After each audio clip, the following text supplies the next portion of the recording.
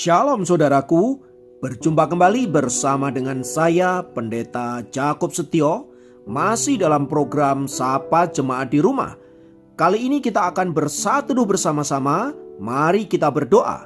Bapa kami rindu, firman-Mu sungguh memberkati kami, dan biarlah melalui renungan firman itu, kami semakin dikuatkan, diteguhkan di dalam pengiringan kami akan Engkau.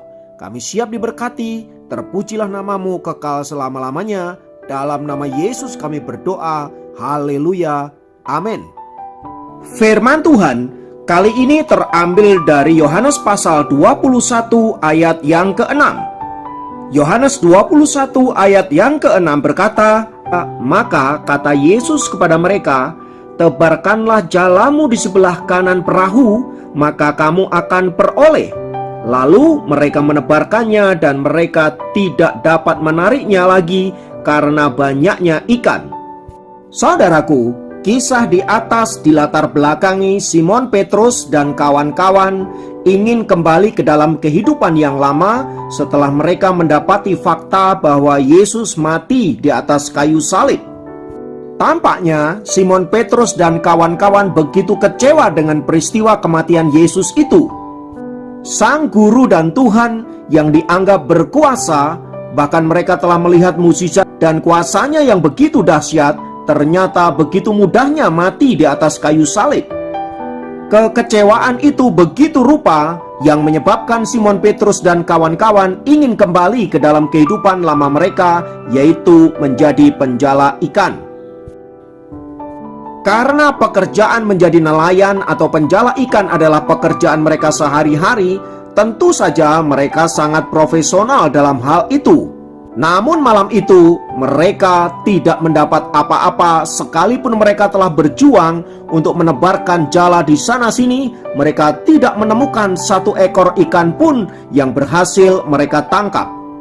Tentu saja hal ini membuat mereka menjadi semakin frustrasi dengan hidup mereka.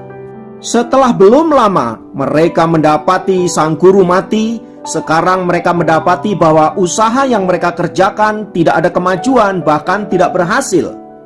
Situasi seperti ini, saudara-saudara, membuat Simon Petrus dan kawan-kawan ada di dalam tekanan mental yang begitu luar biasa dan sangat mungkin menyebabkan mereka mengalami stressing dan bahkan depresi.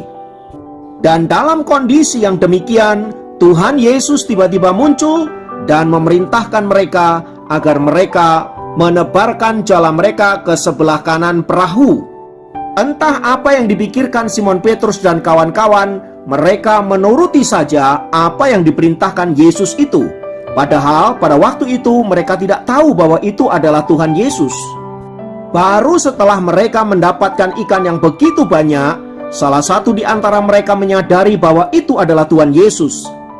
Sesudah itu, barulah mereka kembali bersekutu dan para murid itu menyadari bahwa itu adalah Tuhan Yesus yang sudah bangkit dari antara orang mati. Saudaraku, dari perintah yang disampaikan Yesus kepada para murid itu agar menebarkan jala mereka ke sebelah kanan perahu, menimbulkan pertanyaan, mengapa harus di sebelah kanan? Bukankah mereka telah semalam-malaman mencoba menjala ikan di kanan kiri dan mereka tidak mendapati apapun? Disinilah poin pentingnya, saudaraku, bahwa tanpa Tuhan, kanan maupun kiri tidak akan pernah memiliki arti apapun.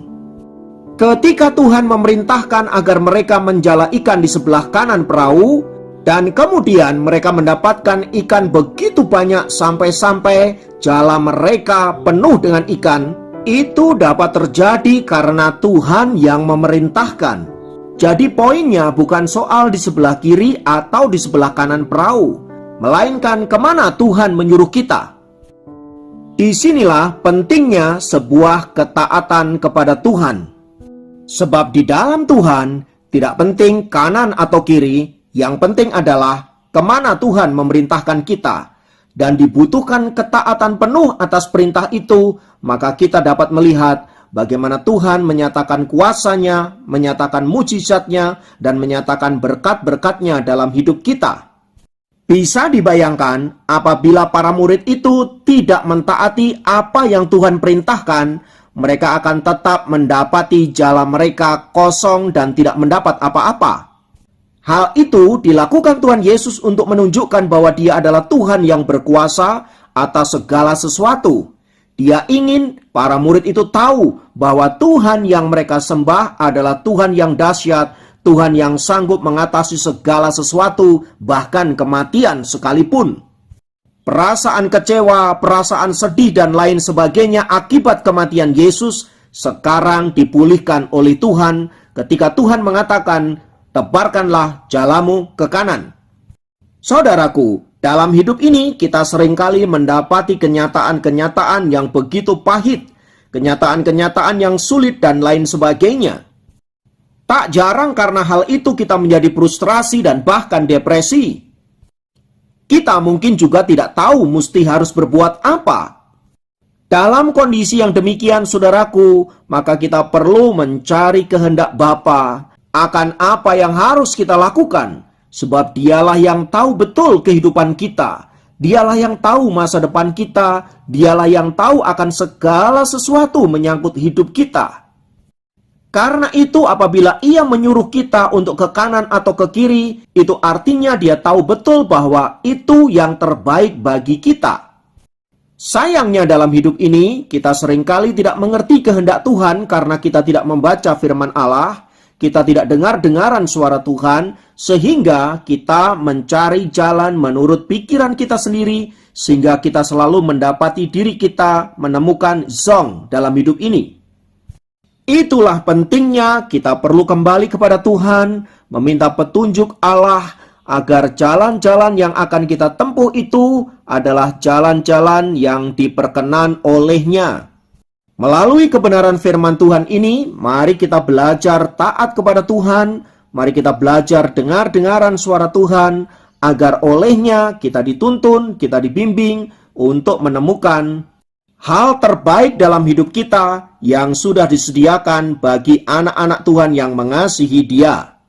Mari kita kembali kepada Tuhan dan jadilah anak-anak Tuhan yang taat. Maka apabila kita mendengarkan firman Tuhan melalui khotbah-khotbah yang alkitabiah, melalui pembacaan firman Tuhan, melalui puji-pujian dan apapun, mari kita belajar untuk mentaati Allah. Karena di dalam ketaatan ada berkat-berkat yang sedang menanti kita. Kiranya Tuhan memberkati, mari kita berdoa. Tuhan, di dalam nama Yesus, kiranya firman-Mu senantiasa menguatkan kami untuk kami menjadi anak-anak Tuhan yang taat dan setia, supaya kami dalam pengiringan kami kepadamu senantiasa hidup dalam perkenanan-Mu. Ampuni apabila kami selama ini menempuh jalan-jalan kami sendiri, menurut pikiran kami sendiri, dan tidak mengandalkan Tuhan. Namun kami rindu berbalik kepada jalan-Mu Tuhan, dan kiranya Engkau berkenan untuk menyertai dan memberkati hidup kami. Terima kasih Bapa, terpujilah nama-Mu, dalam nama Yesus kami berdoa. Haleluya. Amin.